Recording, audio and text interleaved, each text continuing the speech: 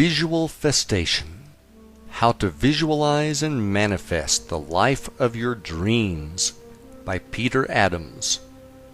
Narration by Gordon Foreman. Dedication. This book is dedicated to my loving wife, Robin, for whom I am truly blessed and grateful to be lucky enough to have in my life. Introduction. First off, I would like to say thank you for opening this book. I have read hundreds of great works from the ancient to the modern, and many are saying the same message, just in different ways. Everyone has their own style of expressing things, and I will be doing that in my own way through this book. What I have tried to accomplish in this book is to give you a simple overview of how I believe the universe works.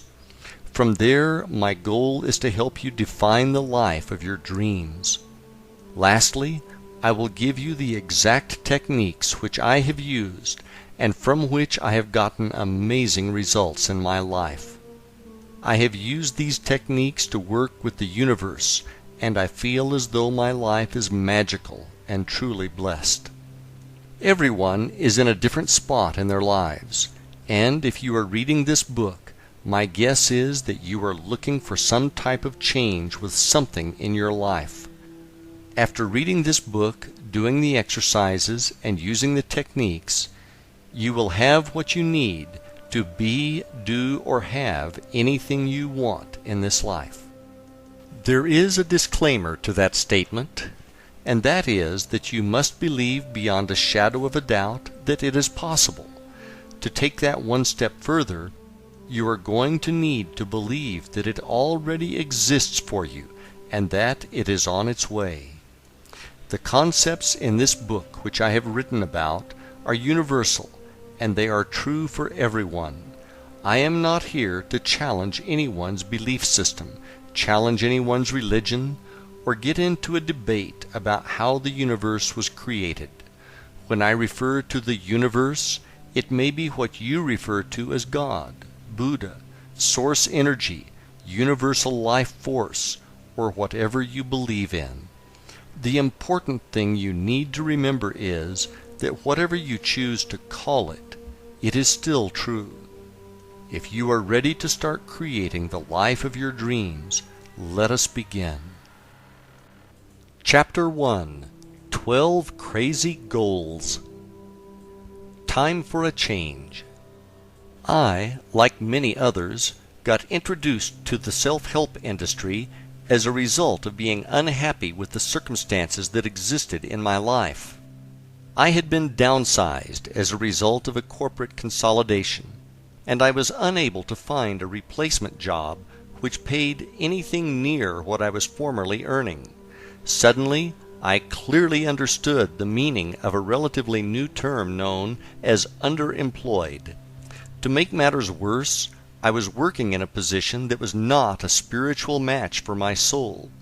My job duties as an analyst for a large for-profit hospital corporation included explaining why the hospital I oversaw had a good or bad month financially. What really bothered me was, if we had a good month, that meant it was a tragic month for the patients and their families. It really hit home one day when I ran into a neighbor of mine in the cafeteria who told me that his mother had been admitted and that she was not going to be coming home again. The following month we had a great month financially, and I had to explain in my report that it was because we had an outlier. An outlier, in hospital lingo, refers to a patient who has billed charges that exceed $250,000. Seeing my neighbor at the hospital and knowing that his mother's prolonged death was boosting our bottom line, I knew I had to get out of this business. When it was bad, it was good, was not the kind of business I wanted to be in. Being unhappy with my professional life and simultaneously having financial challenges as a result of being downsized, I knew that I needed a major change. I don't remember how many times I could not sleep at night, and I would turn on the television to see Anthony Robbins' infomercial for his personal power system. I felt like he was really talking to me when he asked, "Are you ready to change your life? What are you waiting for?" The only problem I had was that I didn't have enough money or room on my credit card to buy his system. Well, the universe was not going to let money get in the way of getting personal power. The following morning I ran into my friend Ron on the beach, and he told me that he had just bought it, and that he would let me borrow it as soon as he got through with it. Now I was fired up, and I remembered Tony saying that we needed to take massive action on the infomercial.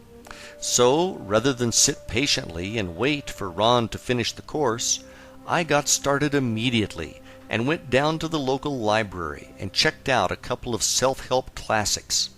One was The Power of Your Subconscious Mind by Dr. Joseph Murphy, and the other was The Magic of Believing by Claude Bristol. After reading these, it was clear that we could make massive changes in our lives for the better through the effective use of our subconscious mind.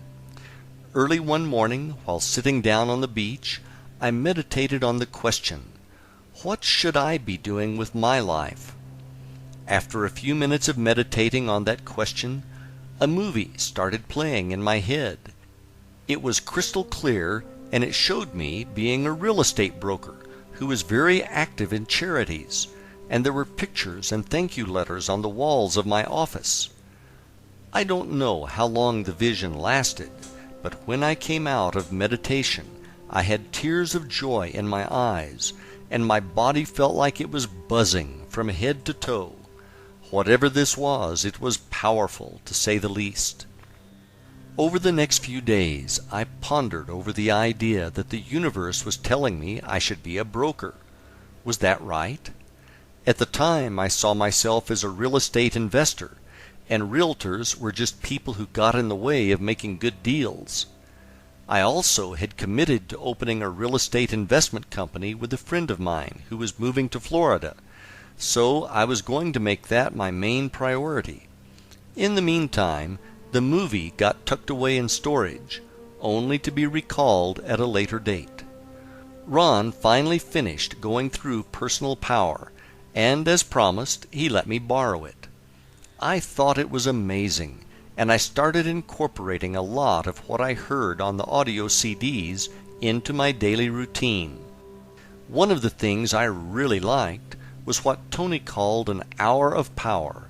In his hour of power, he talked about getting up in the morning and spending an hour alone and following a routine which consisted of exercise, meditation, and reading motivational material. I made some tweaks to his program, and each morning after working out at the gym, I would drive down to the beach and spend 60 to 90 minutes on the beach doing my hour of power each morning before going to what I started to call my temp job. In my hour of power, I would get a cup of coffee at the local 7-Eleven and drive on to Siesta Key and down to Turtle Beach, which was at the southern end of the island. I would then grab my folding beach chair and a bag containing the books I was reading, a small copy of the New Testament, a notebook for brainstorming and scripting, my vision book, and my small notebook that contained my written goals. One of the things I started to notice was the fact that if it rained out and I could not sit on the beach for my hour of power, I could feel the difference in my energy level and mood. I would actually feel like I was mildly depressed, which was not how I wanted to start my day. One morning, while driving to the beach, I was listening to Tony Robbins talk about traveling across Russia on a train, and during the whole trip he worked on setting goals, then rewriting them bigger and bigger, until he was at a point where his goals seemed huge. When I arrived at the beach, I decided that it was time for me to make some big goals which were going to stretch me out of my comfort zone. I took out a notebook and I started to work on goals which would cover business, health and fitness, travel, relationships, and my spiritual connection with the universe. When I got done with the list, I had 12 goals written down, which to me at that time seemed absolutely huge. I knew that if these goals came true, I would have the life of my dreams. The next thing I started to do was to work with my list of goals and try to develop what each one would look like and what it would feel like when it manifested. I put a lot of thought into this as I was serious about getting the results that I wanted. What I did next was to create a small notebook in which I included some affirmations, a few quotes from the Bible about prayer, and a list of my goals. And after each of the goals I drew a smiley face or two to represent happiness and gratitude for its coming into my experience. Goal number 1. I am happy. The first goal was pretty straightforward, and it meant that I was happy with all aspects of my life. When I would read this goal, I would get into a deep feeling of gratitude for how great it was to be happy, and I would truly experience the feeling of being happy. Goal number 2. I have no consumer debt. The second goal was a real stretch for me at the time because I felt like I was being crushed by consumer debt. I had credit cards that ended up being maxed out as a result of me trying to subsidize my loss of income from the downsizing. I also still owed on student loans that helped me finance my undergraduate and graduate degrees. The payment on the student loans felt like a car payment for a Porsche that would never be paid off, and the minimum payment on the credit cards felt like a mortgage.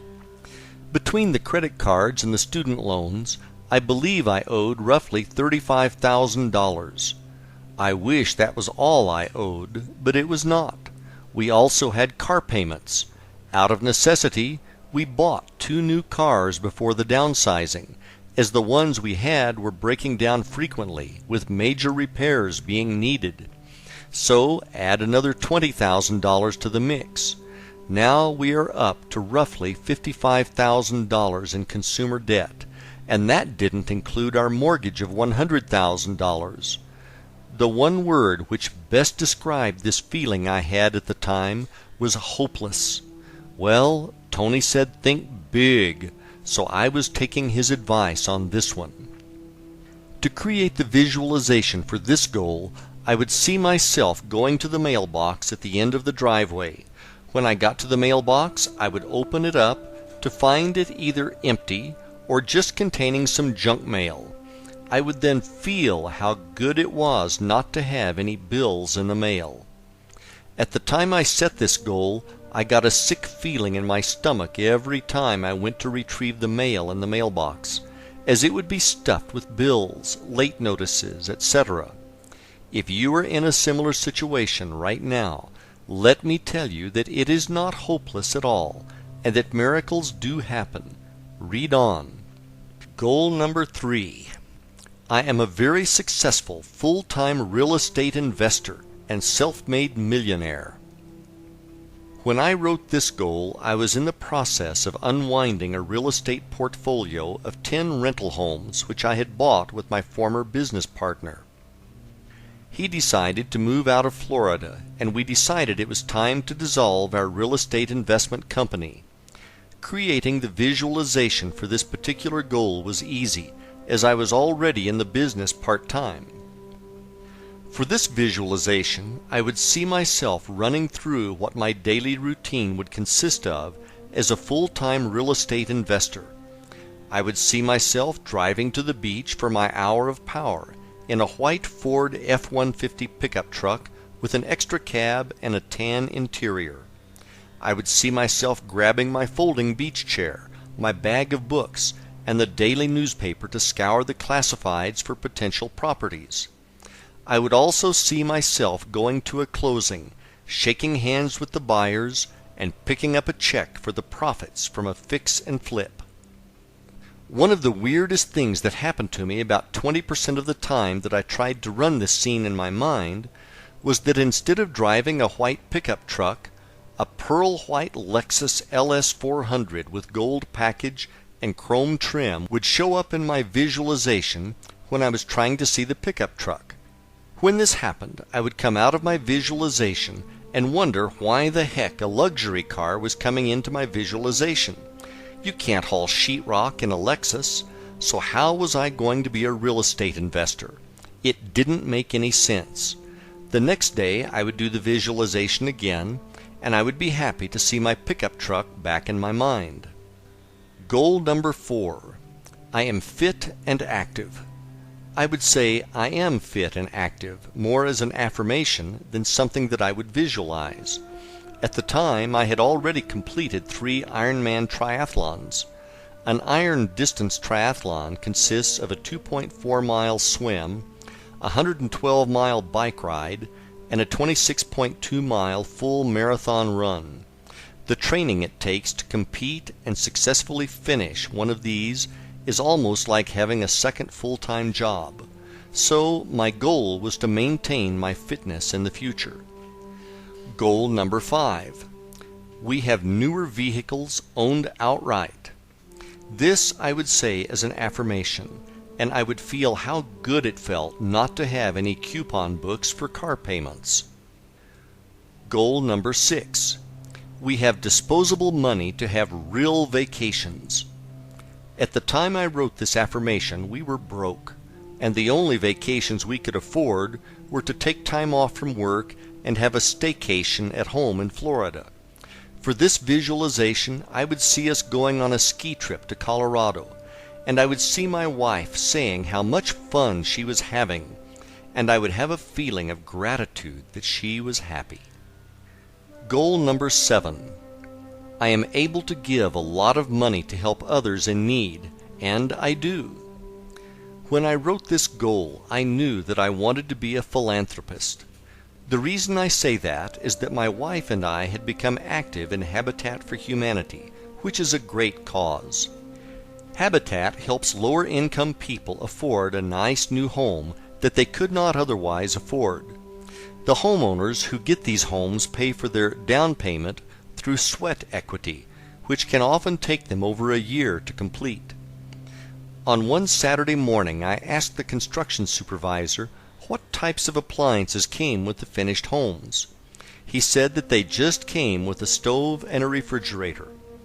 I told him that my wife and I were moving from a house to a condo, and that we would not need our washer and dryer and would like to donate them if we could. The supervisor said that Mary, not her real name, could really use them, as she was a single mother with 4 children. We had actually been working on her house together that morning. I walked over to her and said that I heard that this was going to be her house. She replied with, "Yes, isn't it just beautiful?" I then asked her if she could use a washer and dryer for her new house, and that we had a set that we didn't need. I have a hard time describing what happened next. Mary screamed out, "Yes!" in excitement, and then hugged me. When she hugged me, this amazing feeling of joy rushed through my body. It was as if my whole body was buzzing. I had never felt anything like it before, but if this was what being charitable was like, I wanted to have this feeling all of the time. To visualize this goal, I would see myself being at the ribbon cutting for a new home to be donated to a family by Habitat. I would see myself being called up to hand the scissors and the keys to the new family. I could feel that feeling I had from Mary's hug, and I could see people clapping in joy for the new family. When I did this visualization, I would always end up with tears of joy in my eyes. Goal number 8. I live near the beach and have a beautiful home. This I said as an affirmation, and I would have a feeling of gratitude for how happy I was to live near the beach. Goal number 9. I own a large real estate portfolio. I also said this as an affirmation to reinforce goal number 3 of being a full-time real estate investor. Goal number 10. I am trusted by investors and have the ability to raise large sums of money. At the time I wrote this, I only had 2 investors who were really close friends. I would say this as an affirmation with the feeling that this was absolutely true. Goal number 11. I have a great relationship with my wife. I would say this as an affirmation, and I would feel gratitude for having my wife Robin in my life. Goal number 12. I have a great spiritual relationship with God. I said this as an affirmation, and I would feel gratitude for everything in my life, for the things that were on their way. What happened over the following 3 years of writing out these goals is nothing short of a miracle. Writing this down and realizing that this story happened to me inspires me even today. I was there, and I still feel a sense of bewilderment as I relay the story and sequence of events which came to pass to make my dreams come true. Without further ado, here's how it all played out on the universe's playground. I got a notice in the mail saying that my real estate salesperson license was coming up for renewal, and that I was required to take a mandatory continuing education class if I wanted to keep the license. I decided that it would make a lot more sense if I took a few extra hours and went for the real estate broker's license, and that way I could keep all the commission and could work independently. It was at this point that I remembered the movie that had played out at the beach, which had me being a real estate broker who was active in charities. Now that I was more spiritual, I started to wonder if this was what I should have been doing before. I signed up for the classes and began working toward my Florida real estate broker's license. With my broker's license, I could open up my own brokerage company. To adhere to the movie, I decided that I would give 10% of our gross commission from each sale to charity. On a Sunday afternoon in Sarasota in the spring of 2003, my wife and I were driving down to the waterfront to have lunch at a restaurant called Marina Jack.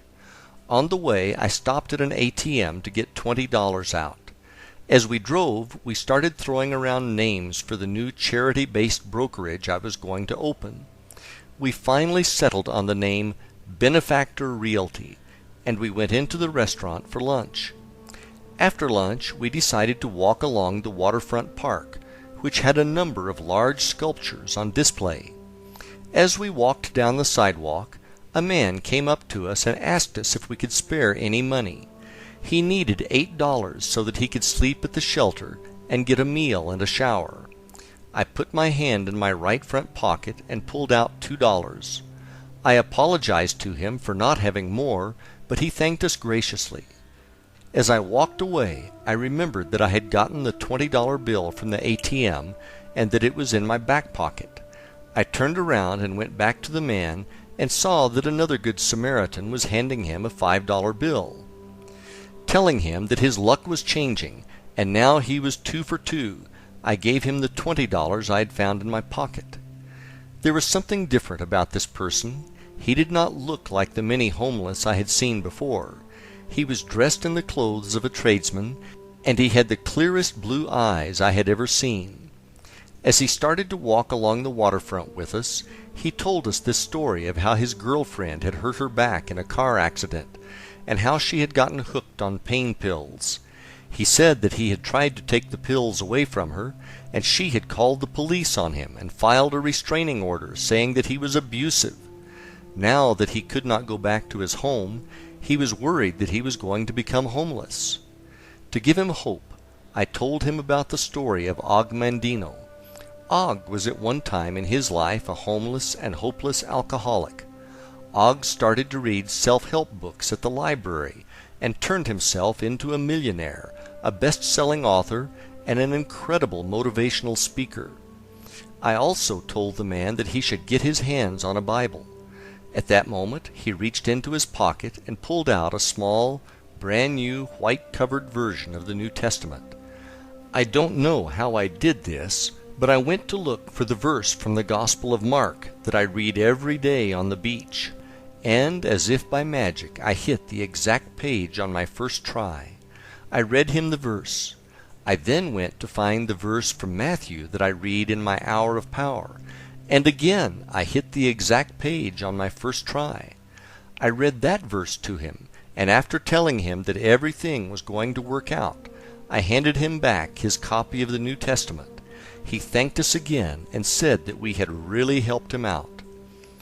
After I had walked about 7 steps away from the man, I got this rush of energy that I can only describe as what happens on that old television series, The Highlander, when Duncan MacLeod goes through a quickening.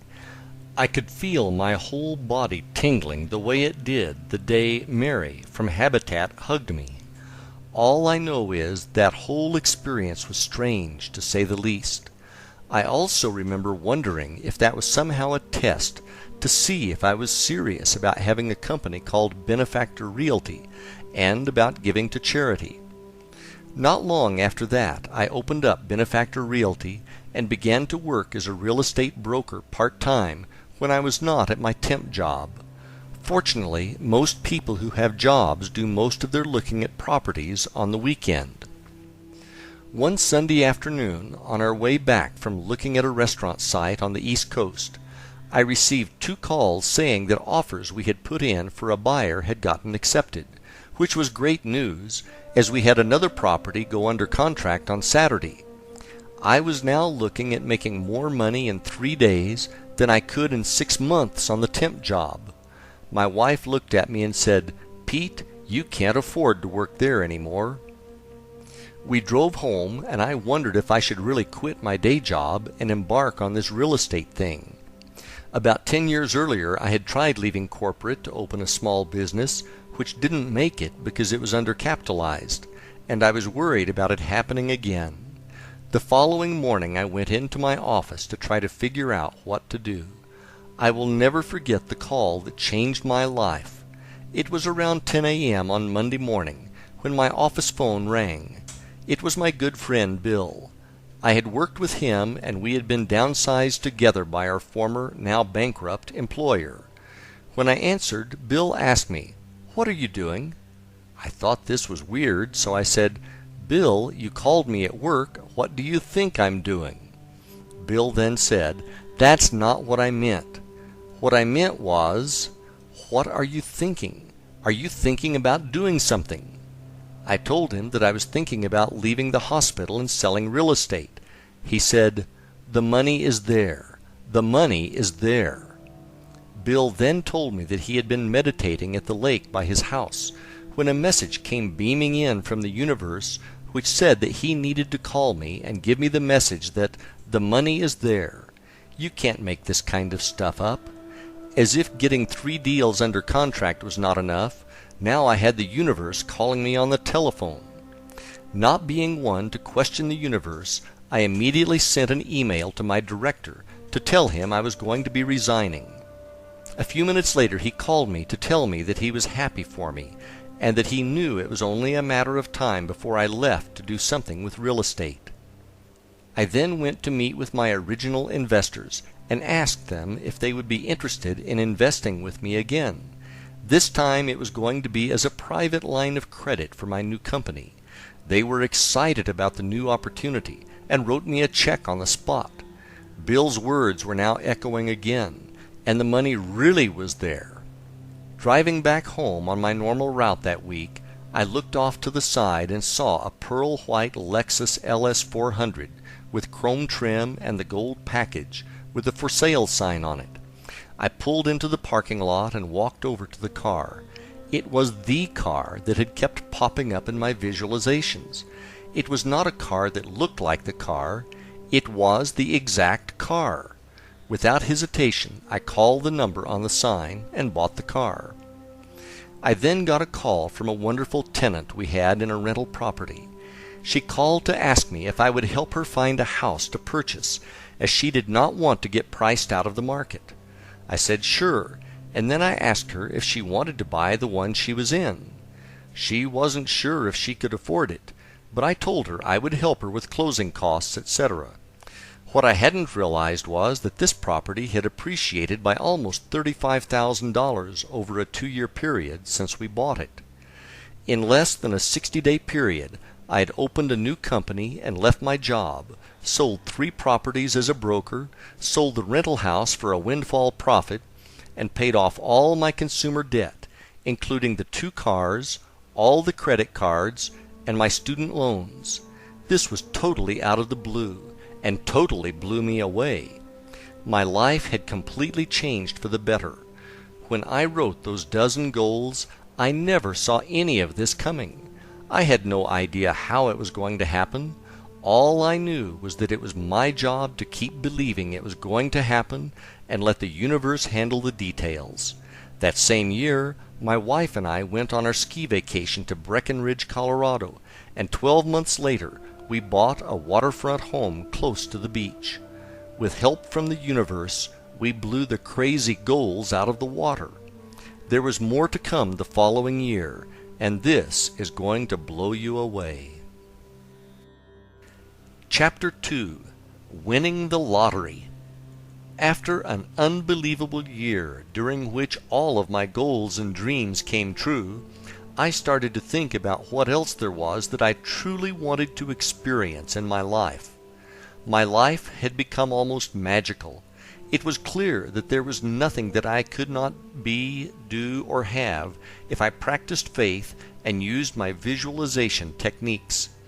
Being a triathlete and having successfully completed 5 iron distance races, I started to contemplate the idea of racing in the Ironman World Championship in Kailua Kona, Hawaii, which is often referred to as Ironman Hawaii, or, as it is known in the triathlon world, Kona. Anyone who has ever competed in an iron distance triathlon will tell you that being fortunate enough to compete in the Hawaii Ironman is like winning Wimbledon, the Masters, and the Super Bowl all in one day. Before I get into my next Ironman experience, let me give you some background behind the event. The history behind the Ironman triathlon. The Ironman in Hawaii is a legendary race. It came into being after a group of athletes were drinking beer at the Oahu Perimeter Relay post-race party in 1977. They were debating which type of athlete was the fittest. There was disagreement over who were the most fit athletes. Some said that cyclists were the most fit, others said runners were the most fit, and still others said that swimmers were the most fit. To settle the score, they decided to put it to the test. So they formed a new race that combined the 3 major endurance events they had on Oahu. They combined the 2.4-mile Waikiki rough water swim, the 112-mile Around Oahu bike race, and to top it off, they added the 26.2-mile Honolulu marathon course. They deemed that the winner of this race would earn the title of Ironman. The first Ironman triathlon was held in 1978. There were 15 brave and also crazy participants who competed in the first race. The really remarkable thing about it was that they did not know if anyone could possibly finish the race. No one up to this point had tried to swim 2.4 miles, then cycle 112 miles, and wrap it up with a full 26.2-mile marathon. There was no cutoff time to any of the events, and the finishers would receive a handmade Ironman statue made out of metal with a cast iron nut for a head. They felt that a nut was symbolic for the fact that they had to be nuts to try to do this. 13 of the original 15 which started the race received the statue, which is absolutely amazing to say the least. In 1982, the race was moved from Oahu to the more rural Big Island of Hawaii. Today, there are a number of Ironman races around the world, and it is a global brand and business. Every athlete who has ever competed in an iron distance triathlon owes a great deal of thanks to these pioneers of the sport. Back to my story. In the early Ironman Hawaii races, you could simply pay a fee and get into the race. Now there are a number of Ironman triathlon races around the world, and the Hawaii race is the world championship for the series. Essentially every triathlete in the world dreams of competing in this race.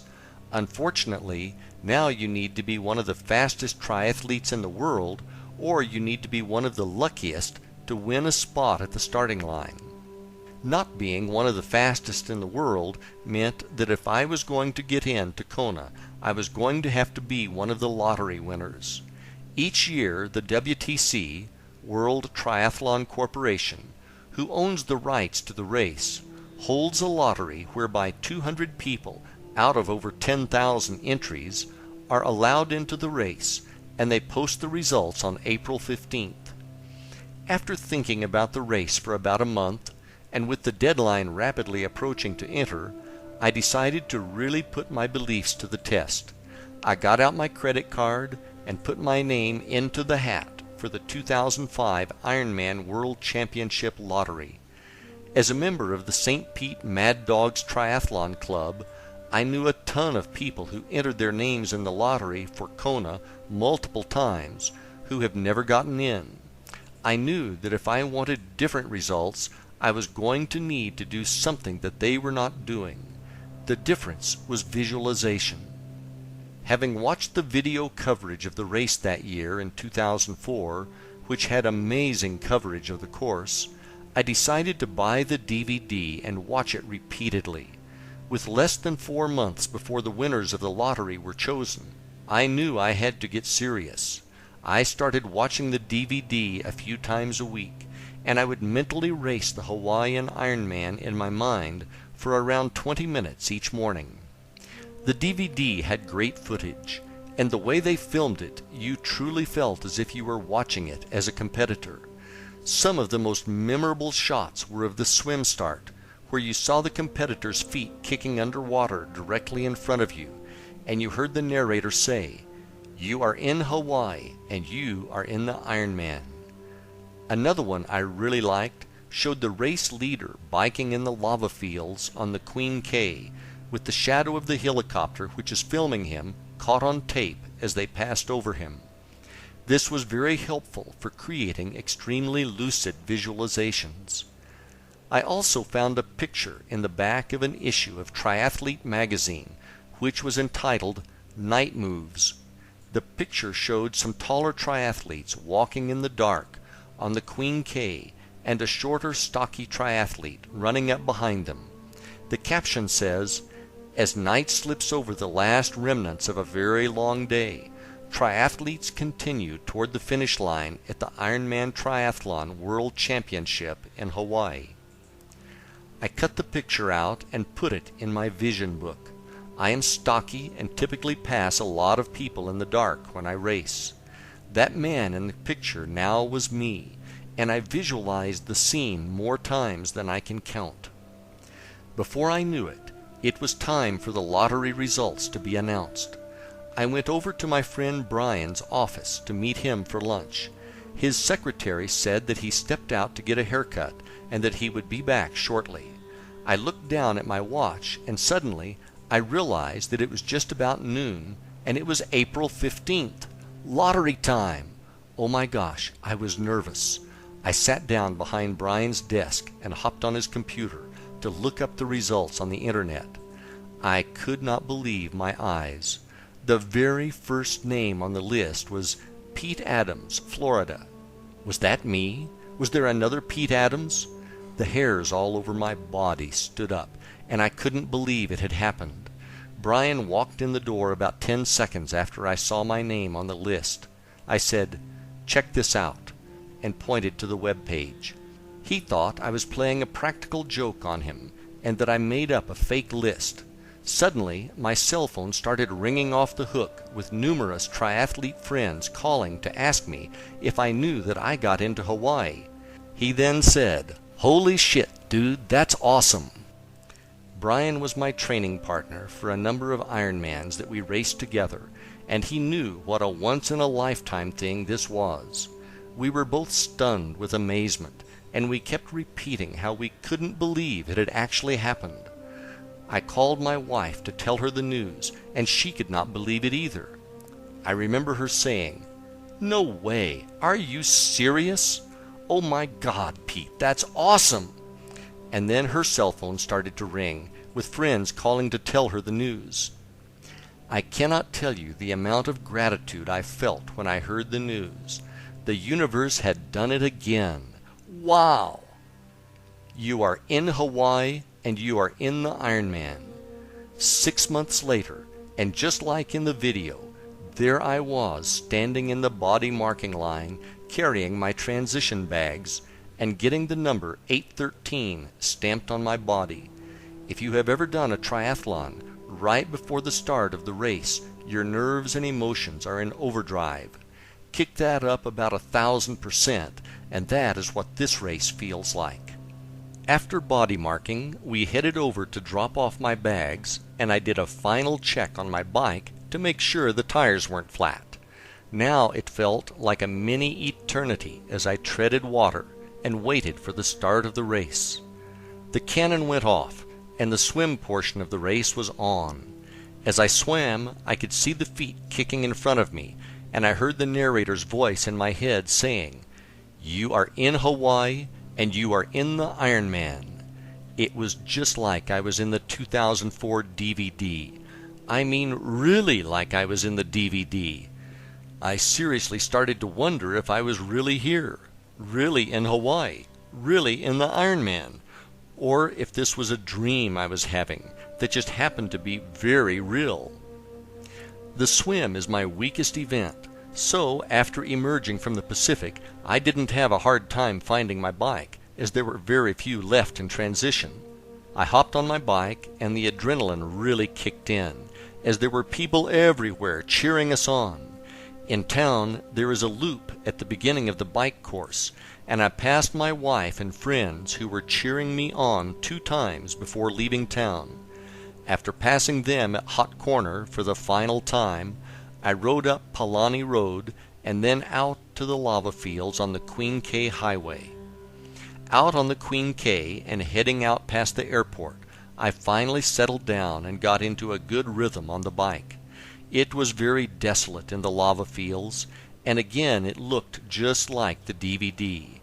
You have plenty of time to think on a 112-mile bike ride, and I again started to wonder if I was really here or not. I started to wonder if I might actually be dead, and God was letting me do the race as part of heaven. I'm not joking when I say this. I even started to wonder if I was in a cycling accident and maybe I was in a coma or something. In this race, drafting on the bike is not allowed. So when you pass someone, they are supposed to fall back and keep a 3 bike-length gap between racers.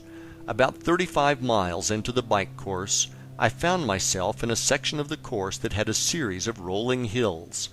I was taking turns passing and being passed by a female racer on a green Griffin tri-bike.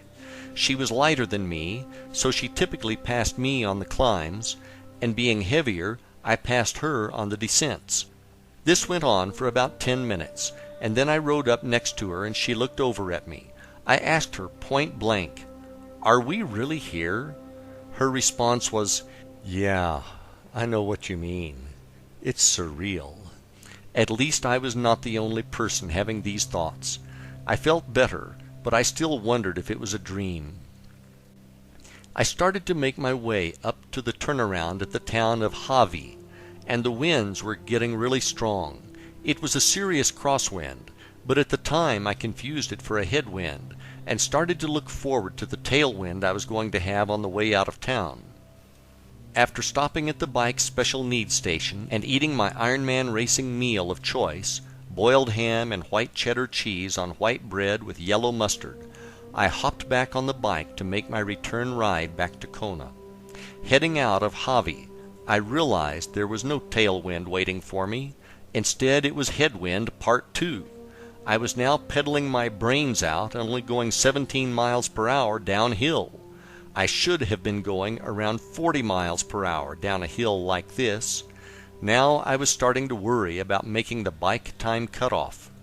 I finally made it back to Queen K and back to the lava fields. When I was making the turn, I saw a racer who had a different style bike hydration system. It looked more like a tank. He hadn't hit the winds on the climb to Hawi yet, and I felt sorry for him. All I could think was that I was glad I was not that poor bastard. I didn't know it at the time, but his name was John Blaze, and he was known as the Blaze Man. He was out here doing the Iron Man while suffering from an incredible pain from a deadly advanced stage of incurable ALS, more commonly known as Lou Gehrig's disease.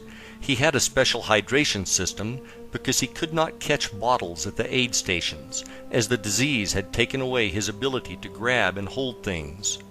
John was a spokesman for ALS and was an amazing human being. John made it to the finish line that day in Kona. Unfortunately, a few years later that horrible disease took his life. Heading back through the lava fields, all I could think about was how much easier it was on the way out.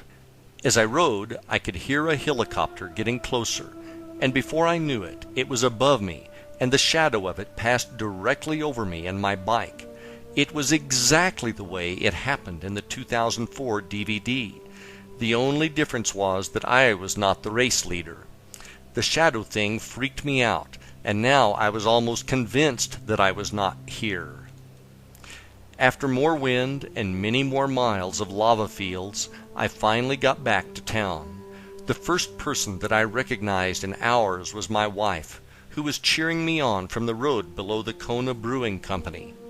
It was so good to see her, and she was cheering me on and saying, "Looking good." For a moment, the pain in my back, neck, legs, and buttocks temporarily lessened, and I headed down to T2 to put on my running shoes and start running the marathon.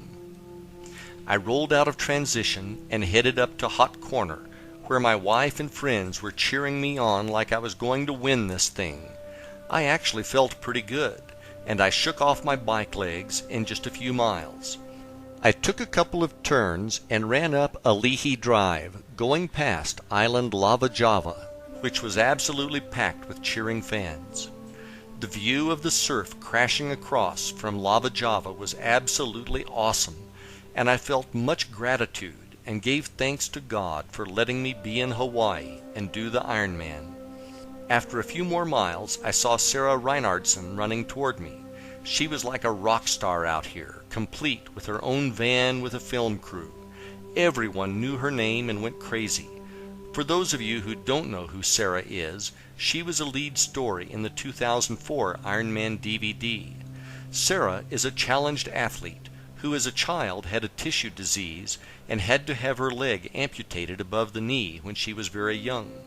In 2004, she attempted to be the first above-the-knee amputee finisher of the Hawaii Ironman. If you watch her story on the 2004 DVD, you'd better have some Kleenex handy, because it is a real tearjerker. In the 2004 race, Sarah didn't make the bike time cutoff and was not allowed to continue on. In 2005, she was back in the race with a fitted bike from Trek with the words "Unfinished Business" painted on the frame. When Sarah and I passed for the first time, I knew that she was going to make it this time. She was running strong, and she had a smile on that made everyone around her feel good. Sarah knew she had this one in the bag, so it was time for her to enjoy her journey. I finally caught up with Sarah and made the pass. I really didn't want to pass her because I was having way too much fun being near her and basking in her glory. When the people cheered for Sarah, you just felt good to be near her, and it took your mind off of the pain. It was almost like a contact high. If she could be out there doing this grueling event on one good leg, you'd better not start feeling sorry for yourself. After heading out of town and watching a beautiful sunset over the Pacific, I started out toward the airport and the infamous Energy Lab. At this time of day, the Energy Lab was not viciously hot, which it is famous for when the pros come through. On the way out, I got to see Sarah again. She was pretty hard to miss with the film crew chasing her with mics and spotlights in hand. Now it was really dark out, and I remembered the photo from Triathlete magazine that I cut out and put in my vision book. I was really the guy in the picture now, as I was running up on the other racers who were walking. Now all I wanted to do was get back to town before I got in a wreck with some overzealous fan on a mountain bike. The course now was pitch black, with the exception of the aid stations, which had lights powered by gas generators. All I had to do was keep running to the next set of lights, where I would be greeted by the nicest volunteers in the world, and I would make it home. The mantra now was just keep moving, just keep moving. I finally made it out of the darkness and reached the outskirts of town and back to civilization. With every step I could hear the announcer and the cheering crowd get louder and louder. I ran down Palani and through Hot Corner and took a left. Now I was running parallel to where the finish line was, and I was close, but not there yet. My everything ached with every step of that run on the final few miles back to Alihi Drive. As I got closer, I remembered the advice that a friend of mine gave me when he heard that I got into Kona. He had done the race a few years before, and he said, "Whatever you do, don't race hard down the finishing chute. Take your time and enjoy it. You will never forget it as long as you live. Trust me." The last 2 miles felt as long as the previous 24. Where was the turn? I kept thinking. Finally I saw a police officer blocking traffic, and I knew that was where it was. It is about time, I thought, and I turned right and ran downhill onto Alihi Drive. What was to happen next was one of the most memorable things that has ever happened to me.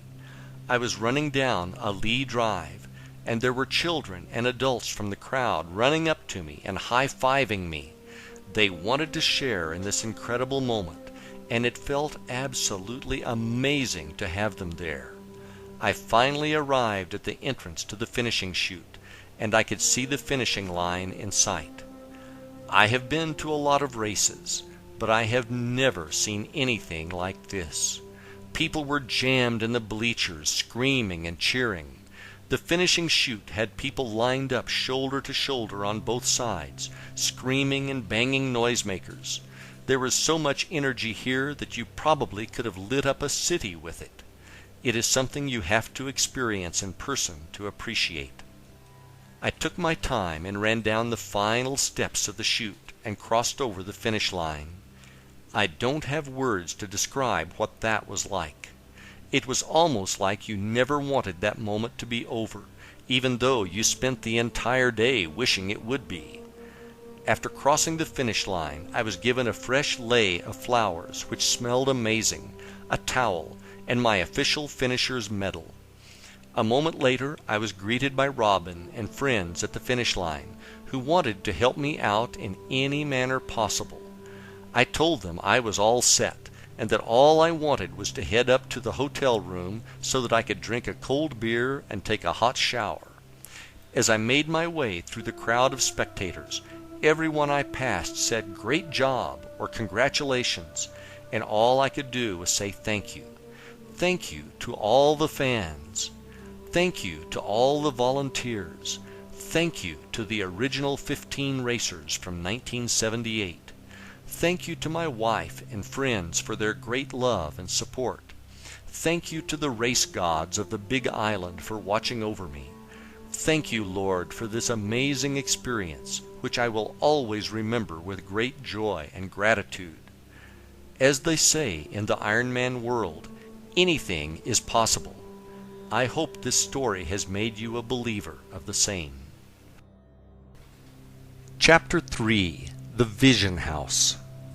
In the spring of 2004, my wife Robin and I watched a story on the Travel Channel on Breckenridge, Colorado. I had written in one of my journals one morning on the beach that one of my goals was a ski vacation in Breckenridge under my Places to Travel list. A few months later, I was talking to my new friend Doc, whom I met through a real estate course, who had lived in Colorado.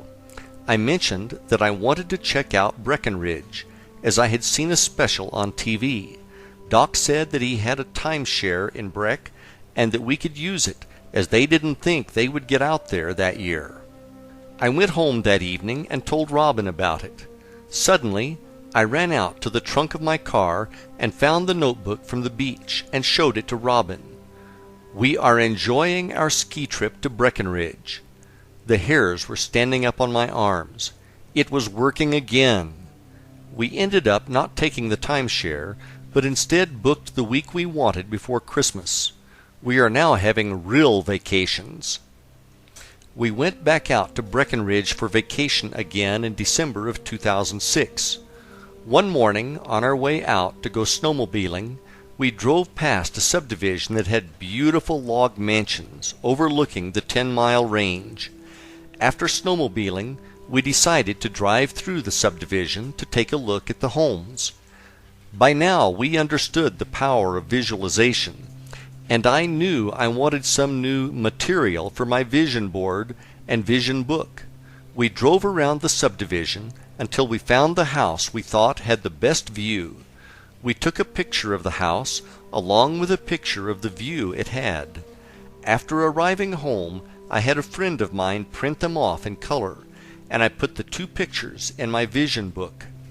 These pictures to me represented my ideal scene, because if we lived in a house like this as our second home, we obviously were very successful.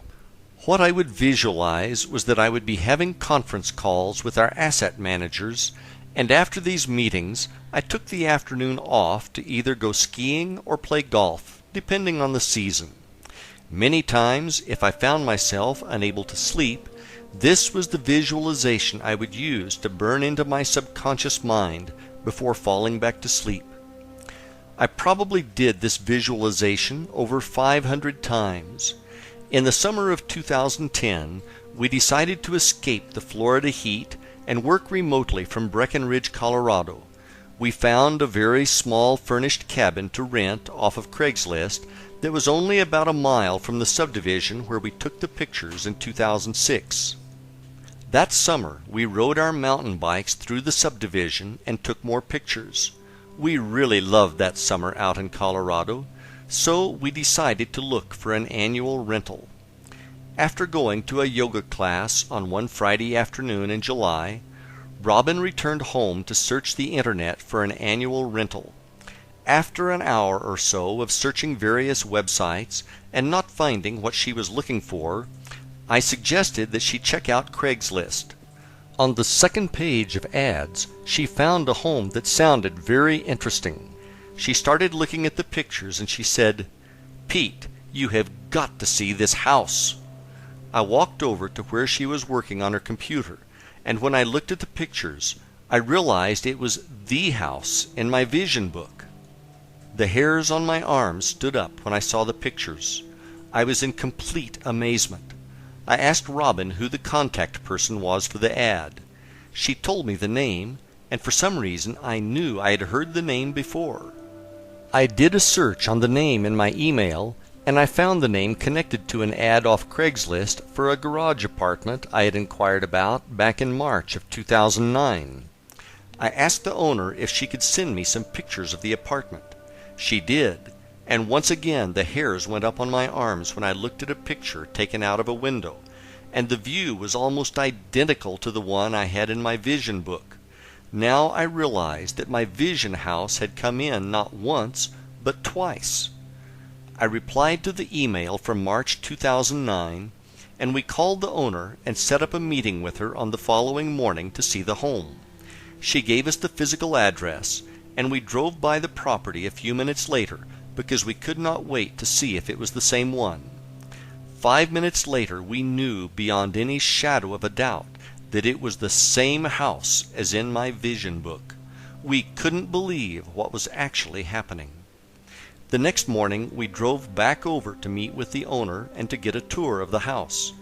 The owner was very nice, and we spent 90 minutes meeting with her over coffee, learning about their beautiful home. I don't know if I can describe the feeling of total awe and amazement that was going through my mind and body as we toured the house.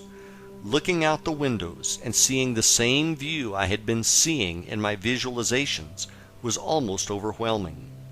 We talked with the owner regarding what a strange coincidence it was for us finding each other twice off Craigslist in 2 different years on 2 different ads. We didn't mention the pictures from 2006, the vision board, or the visualizations of doing conference calls with the asset managers, etc. We were worried that she would think we were delusional and had stopped taking our medication or something. We told her that we were interested and asked her to send us an application. We then drove off to go mountain biking in Colorado Springs, and the rest of the day we kept asking ourselves whether or not that had really happened. It was so unbelievable that it was almost too much to comprehend. It proved that creative visualization worked. I mean, really worked. These experiences were manifested, and it had nothing to do with fate or coincidences or whatever. We all have the power to create the life and circumstances in our lives which we desire. I hope that you have found my experiences to be an inspiration to you. Chapter 4. Quantum Physics and Energy. Quantum physics is a very complicated subject, and I honestly cannot say that I am an expert on the topic. Rather than make this a technical discussion on quantum theory, I prefer to simplify it for you. In short, everything in our universe, when broken down into the smallest building blocks, is one thing, and that is energy. Everything you see, feel, taste, etc. is composed entirely of energy. You may never have thought of this before, but you are also comprised of energy. If you looked at your body through a very powerful microscope, you would see that, at the smallest level, you are in fact energy. To take it one step further, your spirit or soul, whichever feels more comfortable to you, is also energy. In this case, it is divine energy. Is it a wave or a particle? Quantum physics is the study of subatomic particles, the smallest building blocks of matter, and how they react. One of the most fascinating things that scientists discovered is that when they measured subatomic particles, depending on the test performed, the result was that the particle could either be a particle or a wave. It was actually a probability amplitude, whereby it was simultaneously both a particle and a wave. If that wasn't strange enough, they then did further experiments and concluded the observer affected the outcome of the experiment just through observation. The truly amazing thing this proved was that the researchers' thoughts were affecting the outcome of the experiments. Thus, thoughts were actually real things which had the energy to shape the outcome. What this told us was that the entire universe is made of this energy, and that outcomes could be manipulated by our thoughts. At this energy level, we are connected to source energy, which is also the level of creation in the universe. Chapter 5. It is all in your mind. Your thoughts are things, and they are creative in nature. Unfortunately, almost everyone in the world does not realize that they share in the creation of their own life through the thoughts that they think. Many people believe that they live in a predetermined life that is guided by fate, and that they are just along for the ride. Nothing could be further from the truth. To make it a little clearer, imagine that you are both the leading character as well as the screenwriter in the movie called Your Life. The script is written by the thoughts you think, which then attract the scenes in your personal movie called Your Life. If you don't presently like the way the scene Your Life is playing, rewrite the script to change the scene. Most screenwriters unfortunately suffer from writer's block when it comes to writing the next scene. As the screenwriter, you can create any movie of your life as long as you believe that you can. GIGO, or G-I-G-O, is an acronym that stands for Garbage In, Garbage Out. Let's bring this into the realm of thought. If you think negative thoughts on an ongoing basis, you are going to see negative outcomes happening in your life. It is not by chance, but instead by natural law. One of the most damaging things that our minds can do if we are not vigilant in watching over our thoughts is to create what I call the downward spiral. In the downward spiral, thoughts of fear generate more and more thoughts of fear, and in your mind things are getting worse and worse. It is almost a total fear fest that is being choreographed completely in your mind as a result of wrong thoughts. Downward spiral example. An example of this could be a salesperson who is worried about making his or her quota. The salesperson starts to think ideas like this: if I don't make my quota, they are going to fire me, and I won't have a job. If I lose my job, then I won't be able to find another one. When I can't find another job, I'm going to lose the house. When I lose the house, I will lose my family, and no one will love me anymore. I will then be homeless and die from fill in the blank, all alone. Now the movie escalates into a full-blown tragedy, and the salesperson is feeling as if this reality is actually happening. The stress of these negative thoughts could then translate into lost sales due to reduced effectiveness from insomnia. The problem with these spirals is that they get out of control and will eat you alive with real stress. If these thoughts are not canceled out, they can become a self-fulfilling prophecy through negative outcomes being attracted to your life experience. Whenever your mind starts trying to play the spiral, you immediately need to forcefully say, "Stop!" You are the one who is in control of what you are going to think, and it is not going to be things like that. Period. Remember that nothing good can ever come from thinking negative thoughts. So decide now to purge them from your being. Thought barriers and misguided beliefs. It is not my intent to give everyone a prepackaged excuse as to why they are not living the life of their dreams through what I am going to say next. The truth is, from the time you were born to where you are right now, you have been subjected to brainwashing. This brainwashing took place when you did not even realize it was happening. It could have been positive, but more than likely you received negative reinforcement. Most likely, the greatest amount of brainwashing you received came from your parents, and the brainwashing continued to be administered by relatives, friends, community, religion, formal education, etc.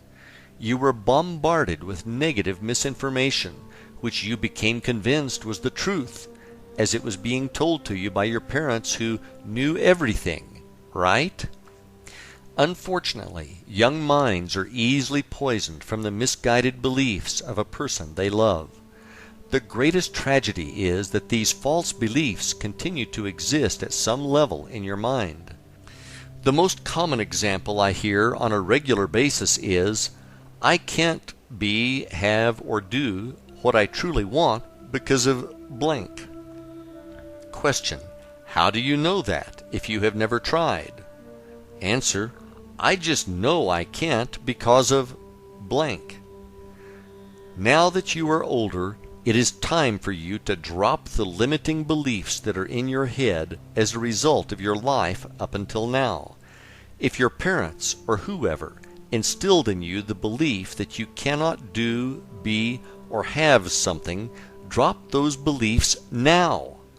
Another common flawed belief many people have is that somehow they are not worthy of having the life of their dreams.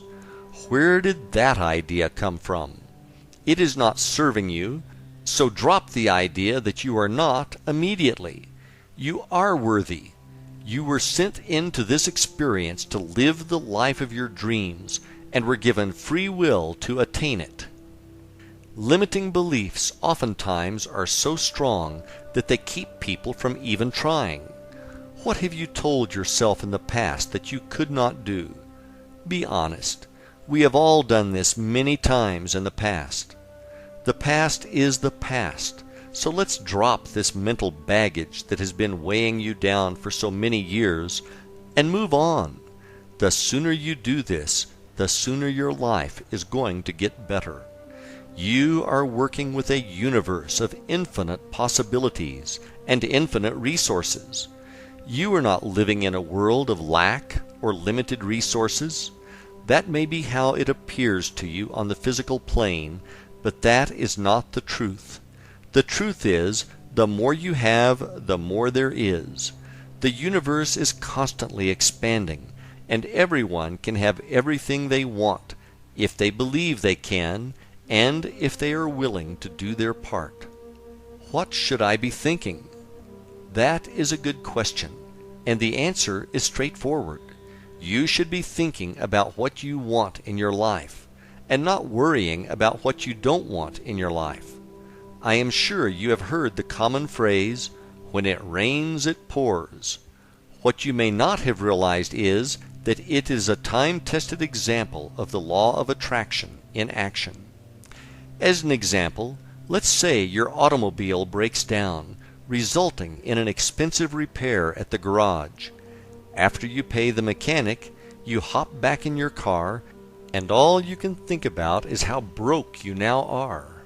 10 minutes later, your cell phone rings, and it is your spouse calling to tell you that the air conditioning stopped working. With dread, you start to worry about how you're going to afford to pay for it. Then you realize the traffic ahead of you is stopped, and you notice too late and plow into the back of the car in front of you, badly damaging both of your vehicles. The next day, your boss asks you why you need an advance on your paycheck, and you respond with, "You know what they say, when it rains, it pours."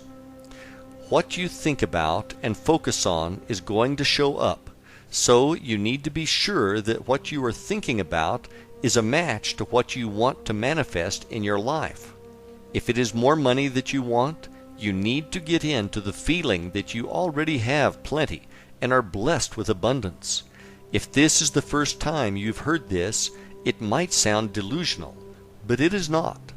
The feeling in this case is a vibration that is being sent through your thoughts out to the universe. A mismatch in vibration will be corrected over time by the universe. In this case, it may be the temporary appearance of a money shortage. If you refuse to buy in to the appearance and hold steadfast to your belief by feeling that you have plenty, the universe will bring the circumstances needed to match your vibration. The universe can do this in an infinite number of ways, one of which might be you suddenly land a huge client for your business, or, out of the blue, you receive a check from Uncle Bob, who just sold his company for $10 million and is feeling generous, or a $1 million idea comes to you about an invention you are working on. To people on the outside, this will just look like luck. There is no such thing as good luck or bad luck. There is such a thing as positive or negative expectations.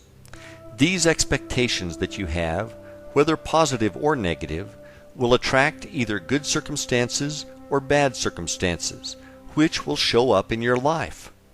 We are going to go through some exercises in Chapter 8 that will help you define what it is that you say you really want. Once we have defined it, we can then build upon that to create the techniques we will use later in the book. Chapter 6. Feelings and Gratitude. Simply put, like attracts like. So you need to do a really good job of monitoring the thoughts you are currently thinking, as they will lead you to a state of feeling either good or bad. Think of your feelings as an early warning system to what you are thinking. If you feel bad about something and continue focusing on it, you are going to amplify that bad feeling. Through amplifying that bad feeling, you are going to attract into your life more of what will make you feel bad. That is absolutely not going to be a favorable thing for you when you get more and more things to feel lousy about. One of the best examples I have heard about the law of attraction is this. Imagine that the universe is a giant mail-order company, and the way that you place your orders is through the thoughts you are thinking. On the other side, imagine that there is a shipping clerk filling your order. The shipping clerk does not know if size 8 will fit you. All the clerk knows is that is what you ordered. Therefore, it must be the size you wanted. Sometimes these orders get shipped to us with bonus extras, which could be really good or really bad, for that matter, based on what we are thinking. The good thing about all of the orders we place is that they can be canceled before they are shipped through a change in our thinking. The best thoughts by far that we should be thinking are thoughts that give us a feeling of gratitude. Through feeling gratitude, we are telling the universe thank you. When we feel gratitude, we are connecting directly to source energy through love, which is the most powerful force in our universe. When you express a true feeling of gratitude to the universe, you are doing a lot more than giving thanks for your current blessings. You are also setting the stage for more good things to be brought into your time-space experience, so that you have more and more to be grateful for. When you express gratitude for the things that have not yet shown up in your experience, that is even more powerful, as you have now taken a goal or an intention and converted it into a form of prayer. One of my favorite passages from the Bible that addresses this is from the book of Mark, chapter 12, verses 23 and 24, when Jesus says, "For verily I say unto you, that whosoever shall say unto this mountain, Be thou removed, and be thou cast into the sea, and shall not doubt in his heart, but shall believe that those things which he saith shall come to pass, he shall have whatsoever he saith. Therefore I say unto you, what things soever ye desire when ye pray, believe that ye receive them, and ye shall receive them." That is one of the most powerful statements ever told about how to create whatever it is that you wish to experience. Jesus is telling us point blank how to create miracles in our lives. Many people equate the word miracle to something that is incredibly large, such as taking a few fish and a couple of loaves of bread and feeding thousands of people. That is not what I am saying at all. A miracle could be that you are in a terrible car accident and walk away from it without a scratch. Another could be that a medical lab test comes back negative, or that money from an unexpected source shows up precisely when you need it. These are all miracles, just on a smaller scale than, say, parting the Red Sea. The process I described above as giving thanks and having gratitude for the miracles that have yet to appear in your life puts these miracles in motion. One of the biggest things we need to address here is that you don't get caught up in the hows. You don't need to know how the miracle will manifest. All you need to do is believe that it will, and be grateful for it now. If you start thinking or worrying about how it is going to happen, or what if it doesn't happen, you are watering down your faith that it will, and you are providing resistance to the event manifesting in your experience. The hows are to be left to the universe to solve, not you.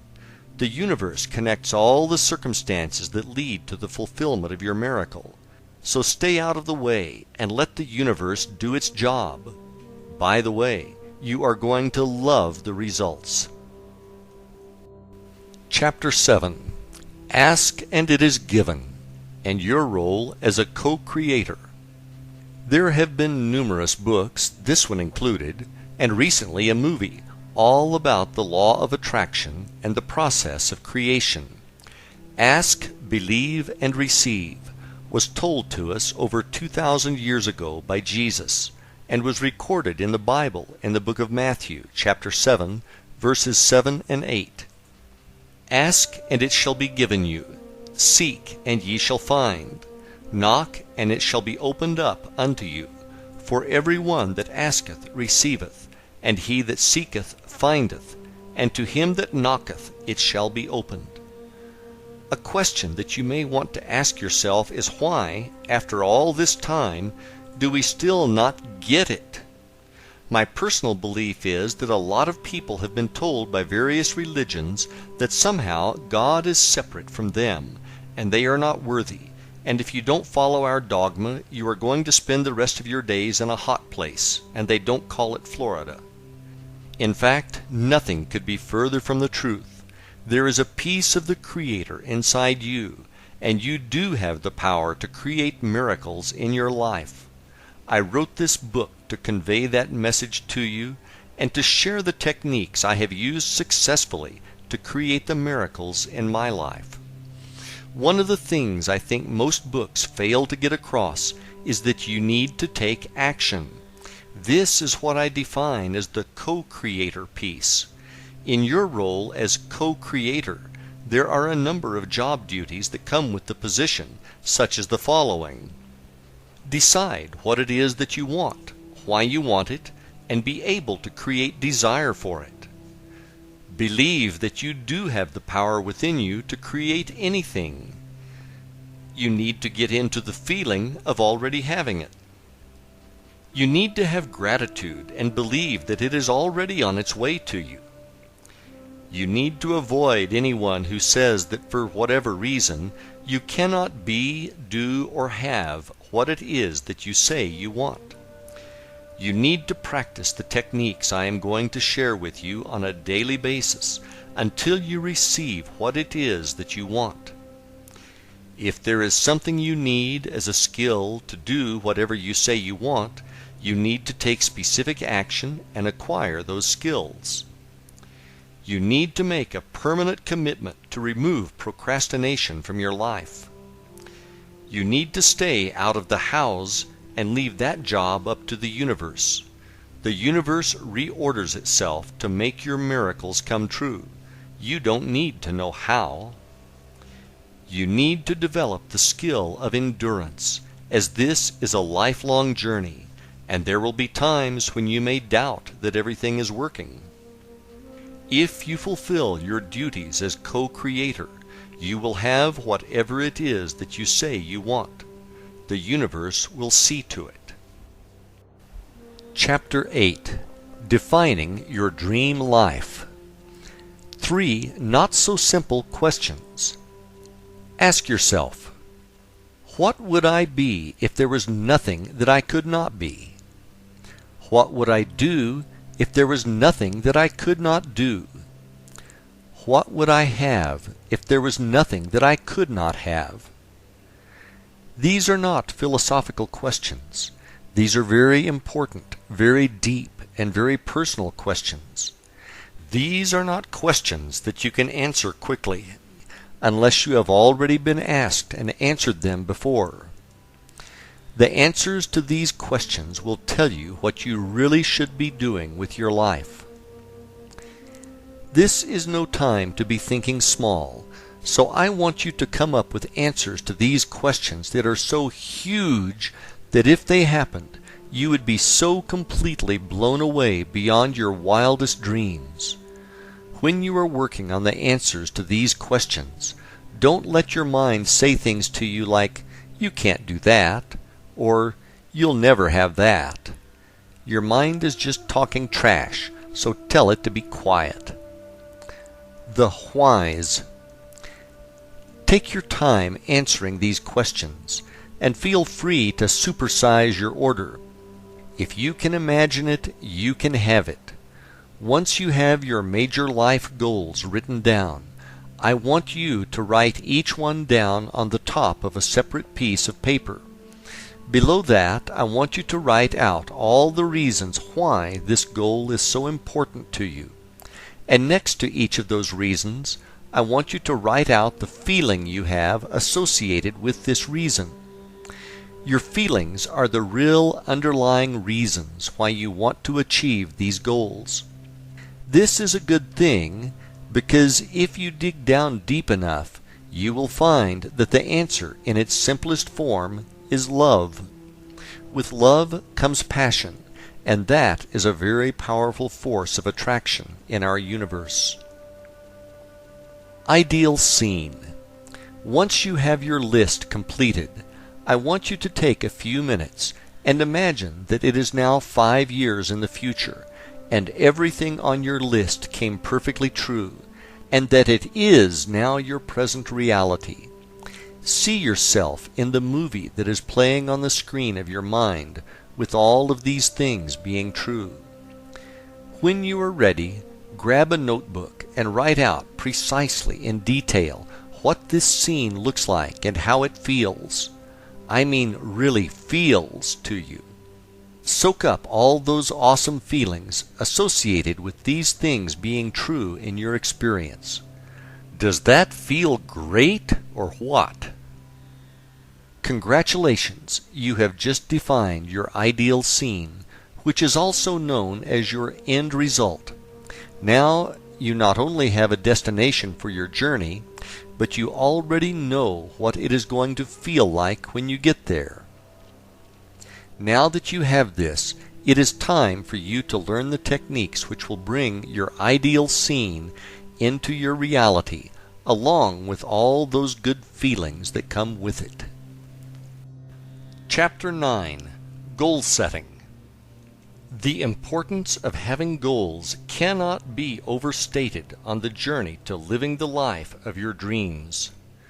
When I talk about goals, I am not referring to New Year's resolutions, where people resolve to lose weight and they go to the gym for 2 weeks. I like to think about goals as being similar to mile markers on the road to your destination. In this case, that destination is your ideal scene, or your dream life. One of the best things about setting and achieving your goals is that it puts you in as an active participant in creating whatever it is that you say you want. If you want to have the life of your dreams, you are going to need to take action. Dreams with deadlines. Another way to think about goals is to think about them as being dreams with deadlines. Many people are actually afraid of setting goals, as they immediately start to have thoughts such as, what if it doesn't happen? How bad will I feel then? If this sounds familiar to you, you're going to need to make those feelings about goals to be something that is now in your past. Another error many people make is that they will set a goal, but they fail to set a date for its achievement. When I am ready is not a deadline. It is a delay tactic for avoiding taking the actions required. Let's say your goal is to one day complete that college degree that you started but never finished for whatever reason. The first thing you need to do is drop that one day nonsense and set a deadline for achieving that degree. You also will need to take immediate action, such as ordering your transcripts, filling out the application, and registering for classes. As soon as you do this, you are moving in the direction of your dreams and achieving your goals along the way. Deeds, not words. I have an excellent example of this from my personal experience, which I would like to share with you. In December of 1988, I was a construction worker in the Laborers Union working in Boston on an excavation site. The weather this particular day was lousy, half raining and half snowing at the same time. I was in my 20s, and I was working with another laborer who was in his 50s. The two of us were shoveling gravel with yellow rain gear on, and it was pure misery. The gravel was wet and heavy, and by the morning coffee break my lower back was already hurting. After the short break, it was back to the rock pile to try to survive until lunch. I will never forget this day as long as I live. We were taking turns shoveling the gravel when suddenly I looked up in horror and realized that I was looking at myself in 30 years. It hit me like a sledgehammer. What the hell am I doing? I've got to do something about this, and I've got to do it now. The rest of the day I worked on my action plan while I shoveled away. It was time to go back to school. I had attended a community college briefly 4 years earlier and left before the end of the semester to go make big bucks in construction. I decided to take the next day off from work so that I could visit the college and see if they would let me back in. They said no problem and gave me an application and the spring course catalog. I then called one of my friends to get the number of one of his friends who was a shift manager at a hazardous waste plant to see if there were any night openings. My timing could not have been better. He said he was looking for a couple of people and hired me on the spot. That spring I started taking classes part-time as a freshman at the community college. At the same time, one of my friends was a first-semester junior doing a cooperative learning assignment at a stock brokerage firm.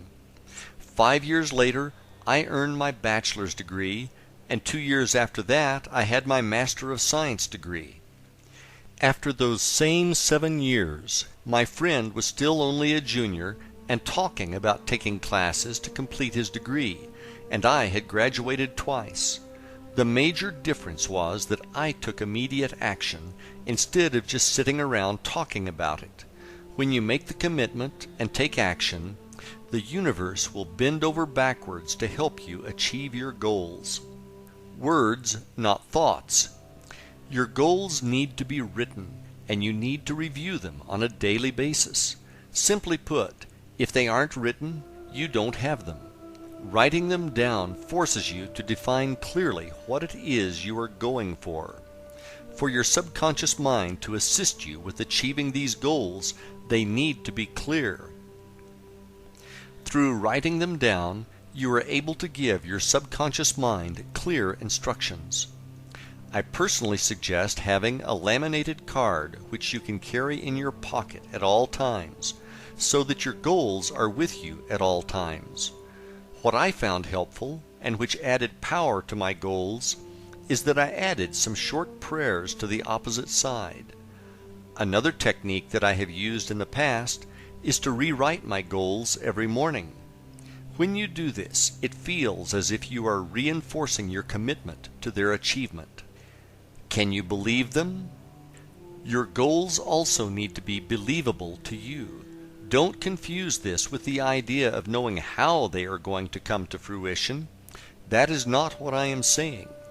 What I am saying, though, is if you create a really big goal, one which is beyond what you can get your mind to believe can happen, it is too big for you at this time.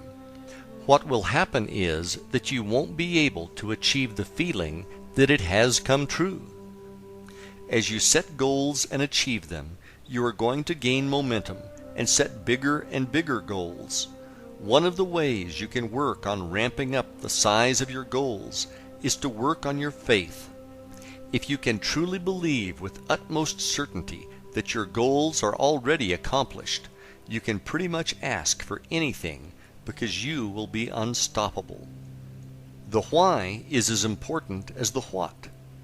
When you create your goals, make sure you know why you want to achieve them. The reasons why you want to achieve these goals need to be powerful. If they are not powerful, you will not be able to generate a burning desire to have them fulfilled, which is necessary. This burning desire is also known as passion. If you don't have passion for what it is that you say you want, simply put, it won't happen because the energy is not there. With passion for their fulfillment, you will be able to generate very strong feelings of gratitude for their coming into your experience ahead of time. This is a crucial step in the process of manifestation. In the present. Lastly, when you write out your goals, you must write them in the present tense. What I mean by that is, when you write them down, write them as if they have already manifested.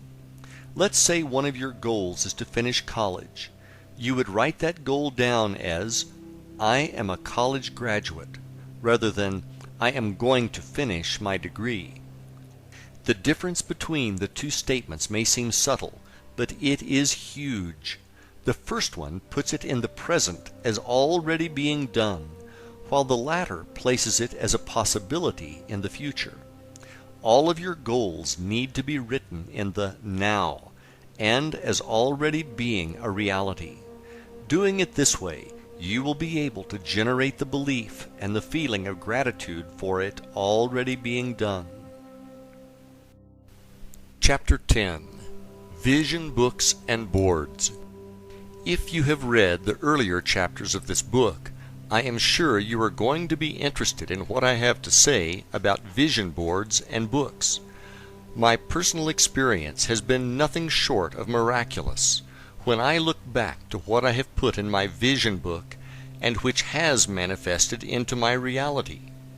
In case this is your first exposure to vision boards and books, I will give you a quick explanation on how to create one. I will then tell you how I used one to successfully help me manifest things into my physical reality. Let's create one. The first thing you need to do is create the list of goals for which you have passion. Once you have done this, the next step is to gather pictures of what the attainment of these goals looks like. As an example, let's say your goal is to take your family on a vacation to Disney World. What you could do then is to get some marketing brochures from Disney which are filled with photos of families having a great time at the park, and cut out the pictures of the families having fun. More than one picture is preferable, as it will give you more material to work with. Once you have these photos, you can fasten them to either a book or a board, or both. Take your time doing this, and make sure you find the best pictures you can. Remember, this is your life we are talking about, and okay is not going to cut it. So make sure you find pictures that you can look at and generate the feeling of truly having what the picture represents to you. Where faith and belief is such a crucial part of the manifestation process, I highly recommend finding some spiritual verses that resonate with you and adding them in as well. In my vision book, I have some powerful verses from the Bible which I typed on my computer and printed out. I then inserted them into transparent sleeves and then placed them in a 3-ring binder. What I found to work best with me was to alternate the pages of verses with the pages of the pictures. Feel free to customize your book to what works for you. Inside your book, you will also have your written goals, which must be written in the present tense. One really good way to do this is to write them as affirmations or as I am statements. Let's assume that you are single and your goal is to be in a loving relationship. You could write your goal out as I am so happy to be in a loving relationship. The important thing to stress again is that the statement must give you the ability to have the feeling that it is true. Below that statement, you could have a picture of a smiling couple who look to be having a wonderful time together. When you are done, your vision book should look like a representation of the life of your dreams. As the pictures in your book become your actual reality, and I promise you they will, move those pages to the back of your book. That way, when you see them in the future, it will thoroughly reinforce the fact that you are a co-creator and that you have the power to manifest things into your reality. Now that you have created your vision book, it is time to use it. The vision book is really a tool for you to use to create the feeling of already having the life of your dreams. At this stage, you have already defined what it is that you want to have in your life. You know why you want it, and you have true passion for it showing up in your life. Having pictures of what it looks like now is very powerful. I cannot explain to you exactly how it works. All I can tell you is that when you combine this with visualization, you are going to be blown away by the results. Chapter 11. Creative Visualization and Manifestation. Before I get into how massively powerful I believe the process of visualization is for manifestation, let me first explain to you what I am talking about. The process of visualization is to actively use your imagination to create the movie in your mind of what your dream life looks and truly feels like. When done effectively, you will be able to create a visualization which will seem as real to you as the dreams you experience when you sleep. I am going to go through the techniques I practice, and if you want to learn more, I suggest reading an excellent book entitled Creative Visualization by Shakti Gawain. That's Gawain. I learned the pink bubble technique, which I will discuss later, straight from Shakti's book. The visualization process, step by step. One of the things you must be able to master to have really good visualizations is the ability to quiet your mind through meditation. If you are new to meditation, don't worry. You are not going to have to get on a plane to Tibet to learn. It is a lot simpler than you might think, but I would suggest reading more on the subject. To begin, you need to be able to relax. Turn off your outside thoughts and bring your brainwaves down to a state known as alpha. At alpha, you are completely relaxed, but you are still awake. Alpha can best be described as the state which you are in just before you fall asleep. At that level, you are very relaxed, but you can still control your thoughts. One of the techniques I use to get into alpha is to sit in a comfortable chair, close my eyes, and relax, and then count backwards from 15 to 1. I actually see the numbers, and I relax more and more as I count down. Finally, at 1, I arrive at alpha, and I am completely relaxed. Once you are at alpha, you can begin your visualization process. When I first started to practice visualization, I would get into alpha and imagine a beam of white light passing through my body from the heavens to the center of the earth, and it would flow in and out with each breath, and after a handful of breaths, I would feel a sense of connection with the universe. Once I was at this level, I would begin my visualization process, which would last between 5 and 10 minutes, and I would step into my dream life, or ideal scene, where all of my goals had manifested. An important note I would like to add here is that when you are in your ideal scene, you are not visualizing about how it is to come about. Instead, you are enjoying being in the end result. One of the most important things you must have when visualizing is the ability to generate the feeling of joy and love that it has come true, and to bask in that good feeling. We live in a feeling universe, and these good feelings you experience are going to attract more experiences for you to have good feelings about. Eventually, these good feelings will be accompanied by the actual manifestation of the end result into your reality that you are now visualizing. Before you come out of your meditation, imagine the ideal scene now surrounded by a pink bubble, and get into a feeling of total joy and gratitude to the universe for bringing this to you. The next thing to do is to see the pink bubble float higher and higher, getting smaller and smaller as it rises to the heavens and eventually disappears. Now slowly open your eyes and realize that you have done your part, and the universe will bring it to you. Know and feel this to be true without any doubt. In the pink bubble technique just described above, the color pink is associated with love, which is the most powerful force in the universe.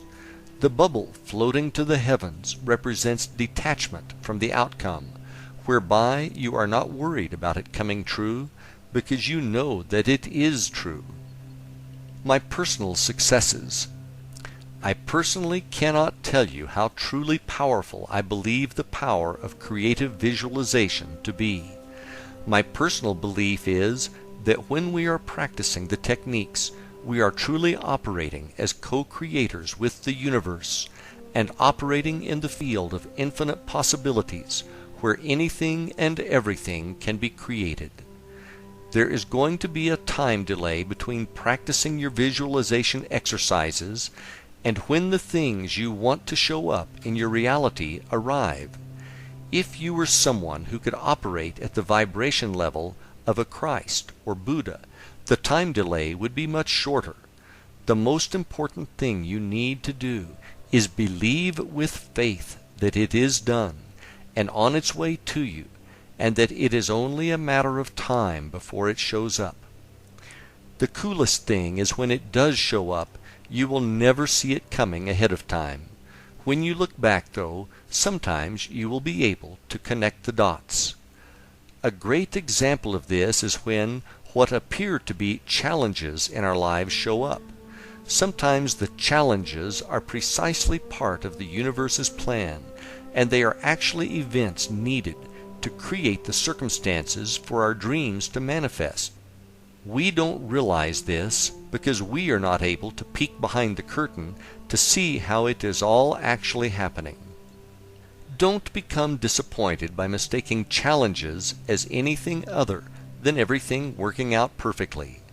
When your dreams manifest, and they will, you will see that it was all part of a master plan to get you where you say you wanted to be, do, or have. Acting as a co-creator and through using creative visualization, I have and continue to manifest miracles in my life. If you regularly practice visualization, the miracles that show up will be yours. And is that going to feel good or what? I do need to make you aware of something before we close this chapter. Sometimes, for whatever reason, you are going to have days where you seem unable to get into the zone and will have difficulty visualizing. On an occasional basis, this happens to me as well. Don't worry about it. When this does happen, and it will, just work on one of the other techniques, such as scripting, which we will discuss in the next chapter. This will keep you on track and focused on your path to the life of your dreams. Chapter 12. Scripting. Scripting, which is sometimes referred to as journaling, is a great technique I use regularly to get into the feeling that my dreams have manifested. It is a really easy exercise to do, and it is great when you are pressed for time. There is something very powerful about writing words down on paper. It is especially powerful when you are writing them down while simultaneously having a feeling of gratitude. It only takes a few minutes, and you can generate some amazing feelings of truly having it now. It is important that you find a quiet place to write without distractions. From there, break out your paper and pencil and start writing about the miracles that you want to have materialize in your life, and the associated feelings of joy and gratitude now that they have become your reality. You should be able to generate the same level of feelings when you are scripting as you do when you are having a good day visualizing. What I normally do is start off with a statement such as, "I am so happy about blank," and then I start writing about and describing how good it feels to have blank in my reality. Sometimes I will focus on practice scripting on one of my goals. Other times I will script for a longer period of time and write about my entire ideal scene and the feelings of joy I have for it manifesting into my life. Don't worry about your penmanship or spelling when you are doing this exercise.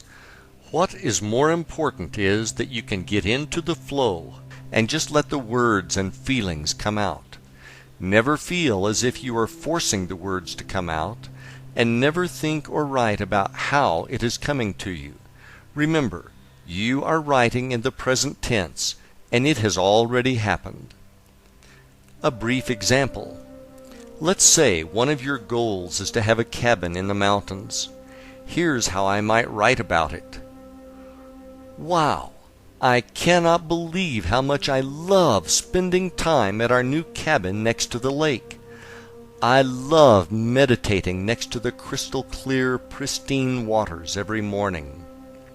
I feel so at peace here. The kids are having such a great time swimming that I can barely get them to come out of the water to eat. The sunsets over the lake are absolutely beautiful, and I love the cool evenings here. Lord, I cannot thank you enough for my beautiful cabin. I love being here so much that I never want to leave. Thank you, thank you, thank you. If you have done this exercise correctly, when you are done writing, you should really be basking in a feeling of joy and gratitude. Another method of scripting is to imagine that you are writing a letter to a very close friend or loved one, and you are telling them all about the miracles that have happened to you. The more detailed you can be about your feelings and the experience, the better. You can use scripting to improve any area of your life that you wish to change. One of the things that I do when I am scripting is to add the pink bubble visualization technique when I am done writing, thereby releasing it to the universe to manifest it back to my reality. Chapter 13. Affirmations. Affirmations are powerful statements that you repeatedly say aloud back to yourself. The idea behind them is to put your subconscious mind to work on bringing these affirmations into your reality. The affirmations are always written or said in the present tense, and they are always positive. Your subconscious mind does not recognize the words no and not, so do not use them when you create your affirmations. Let's say one of your goals is to lose 50 pounds and to get back down to your ideal fit body weight of 130 pounds. Rather than creating an affirmation that says, "I am no longer fat," a better way would be the following affirmation: "I feel great maintaining my perfect weight of 130. Some people have had great experiences with saying their affirmations while staring at themselves in the mirror. The technique which resonated best with me was to add this specific language to my affirmations. At the beginning, I would add the words, "In an easy and relaxed manner, in a healthy and positive way, I am now," then state my affirmation. And then I would close with, "In its own perfect time, for the highest good of all concerned, this or something better is now manifesting on my behalf." I have to credit Mark Allen for this technique, which I learned from reading his book, The Millionaire Course. Example: one of my actual affirmations. In an easy and relaxed manner, in a healthy and positive way, I am now building financial success which is beyond my wildest dreams. In its own perfect time, for the highest good of all concerned, this or something better is now manifesting on my behalf.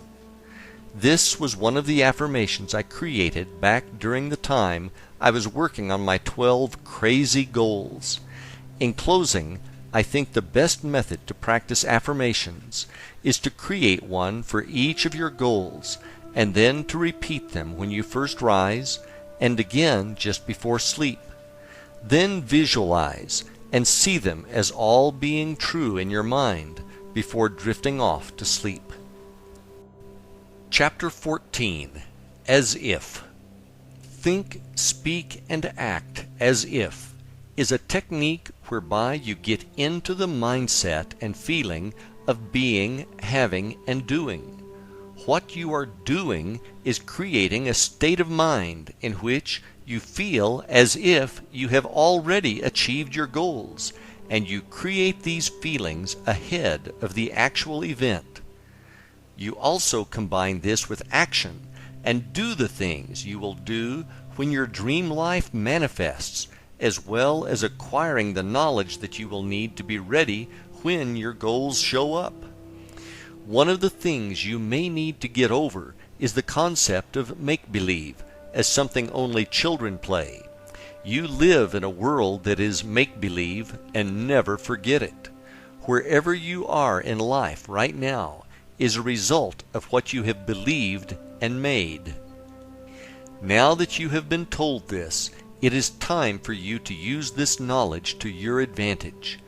Think of this as being similar to your visualizations, except that now you are doing them and you are fully conscious. To better get this concept across, let me give you an example from my life. The color of money. A few years after I bought that white Lexus LS 400, which I wrote about earlier in the book, I found myself wanting the newer model Lexus LS 430. I put a lot of miles on the LS 400, and I loved the car, but it was starting to wear out after I put about 180,000 miles on the odometer.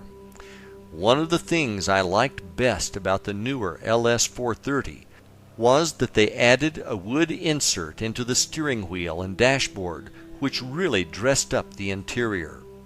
Knowing the power of being a co-creator, I drove down to the local Lexus dealer and picked up one of their sales brochures, which had a bunch of great pictures of both the exterior and interior of the car. I then cut out the best picture of the car and put it in my vision book, and I put the brochure in my hour of power bag, which I brought to the beach each day. After a while, I really knew what my new car looked like. When I would walk off the beach and get back to the LS 400, I would imagine that I was opening the trunk of my LS 430, and I would get into the feeling of how great it felt to have this beautiful car with a fantastic interior. Another thing I would do is to visualize and see in my mind's eye the wood accent interior of the LS 430 while driving the LS 400. This technique worked best when I would drive in the early morning before sunrise. Another thing I would do to get ready for the LS 430 was research on various internet sites to figure out what the true market value was for each year. I would then shop for LS 430s on eBay Motors, and I would look at all the pictures that the sellers posted on their ads. When I saw one that I liked, I would take it one step further and plug the information into another site which would give me a valuation based on the year, options, and mileage. I really liked my LS 400 as it had reached out and found me, so I felt loyalty to her. One morning I hopped in the car to drive to an appointment to show a house to a client, and the car was completely dead. After messing around with it for 10 minutes and covered in sweat from the sweltering Florida summer, I finally started the car and made it to my appointment. When I got home after showing the appointment, I went directly to eBay Motors and found a deal on a beautiful dark green LS 430 nearby, and I clicked the Buy It Now button.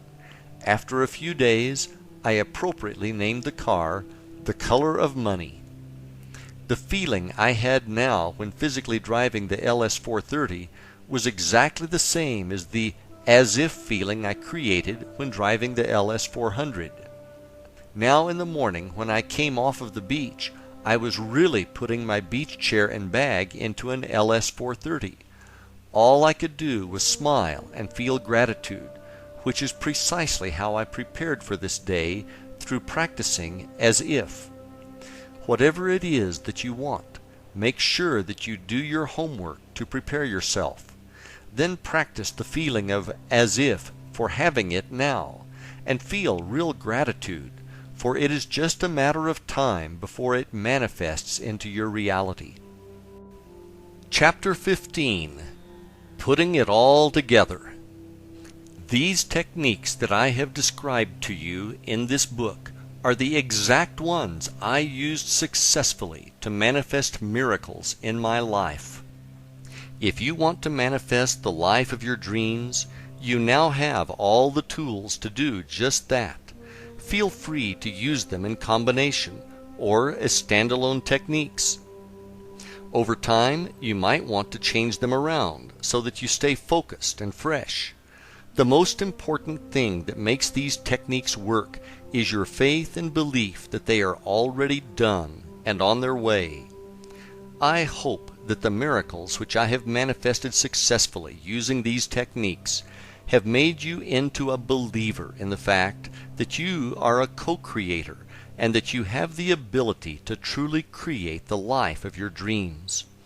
I hope that you will share this knowledge with everyone that you love, as they too deserve to live the life of their dreams. We are all here to help each other, and imagine the joy you will feel when they tell you that you have totally changed their lives. I have given you all the knowledge and tools you will need to be, do, or have whatever it is that you want. It is now up to you to take action. I wish you Godspeed on your journey. All the best, Pete.